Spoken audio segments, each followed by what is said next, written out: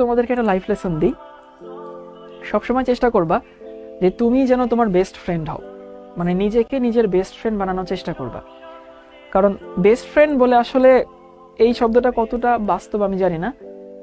তোমার সব থেকে ভালো বন্ধু তোমাকে হয়তো তোমার সঙ্গে বেইমানি করতে পারে, তোমার সব থেকে প্রিয় মানুষটাও তোমার সঙ্গে বেইমানি করতে পারে, বাট ইয়োরসেলফ, তুমি কখনো তোমাকে বেইমানি করবা না।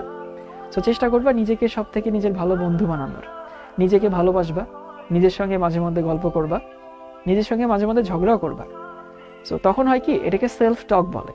মানে ওই যে সক্রেটিসের একটা কথা আছে না, নো দ্য সেলফ, আগে নিজেকে চিনো, তুমি কি চাও, তুমি কি চাও না, তোমার কি পছন্দ, তোমার কি দরকার, এগুলো যখন আগে বুঝতে শিখবা তখন দেখবা লাইফ সুন্দর হবে।